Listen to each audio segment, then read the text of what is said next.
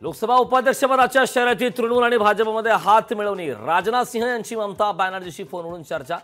टीएमसीकडून अवधेश प्रसादांच्या नावाचा प्रस्ताव आल्याची सूत्रांची माहिती। सुजाता सैनिक महाराष्ट्राच्या नव्या मुख्य सचिव। सुजाता सैनिक या महाराष्ट्राच्या पहिल्या महिला मुख्य सचिव। विधानसभेची मॅच महायुतीत जिंकणार। देवेंद्र फडणवीसांकडून विश्वास व्यक्त। अर्जुनाचं लक्ष्य मास होता, तसं आमचं लक्ष्य विधानसभा। शरद पवारांचं सूचक विधान। जळगावात राष्ट्रवादीला धक्का बसण्याची शक्यता। अनिल पाटील भाजपमध्ये जाणार असल्याच्या सतीश पाटलांचा दावा। सतीश पाटलांच्या दाव्याला फडणवीसांकडून दुजोरा। मराठा समाजाला त्रास देऊ नका। लोकसभेत नाव न घेता पाडलं, आता 288 जागांवर नाव घेऊन पाडणार। जरांगेंचा सरकारला इशारा। विधानसभा निवडणुकीत शिवसंग्राम निश्चितच उतरेल। ज्योती मेटेंकडून निवडणूक लढवण्याचे संकेत। विधानसभेतील जनतेचा पाठिंबा आणि प्रेम मिळेल। सरकारच्या द्वितीय वर्षपूर्ती निमित्ताने मुख्यमंत्री शिंदेंचा दावा। बेईमान सरकारच्या फसवणुकीची 2 वर्ष। संजय राऊतांचा हल्लाबोल।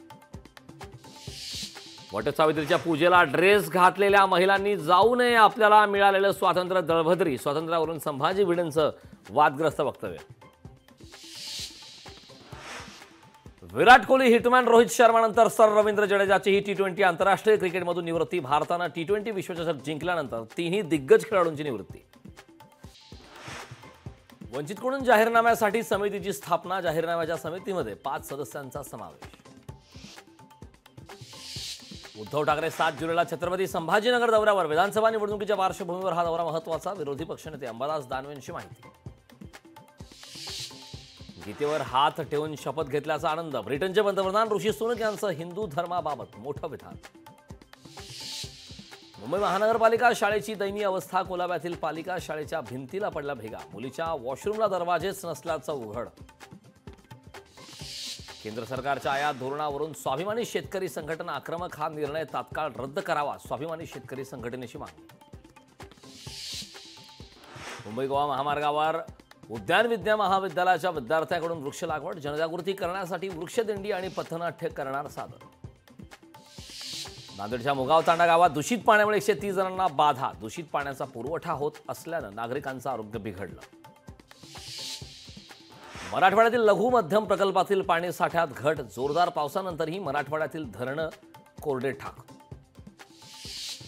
कोल्हापूर जिल्ह्यात पावसाचा जोर कायम। पंचगंगा नदीची पाणी पातळी 17 फुटांवर पोहोचली, तर 6 बंधारे पाण्याखाली गेल्याने बंधाऱ्यावरील वाहतूक बंद। छत्रपती संभाजीनगरमध्ये मुसळधार पावसाची हजेरी। जिल्ह्यात रखडलेल्या पेरण्या मार्गी लागणार। इंदापुरात 7 दिवसाच्या प्रतीक्षेनंतर पुन्हा दमदार पावसाची हजेरी। पावसामुळे बळीराजा सुखावला। पंढरपुरात मुसळधार पावसाची हजेरी। मुसळधार पावसामुळे बळीराजा सुखावला।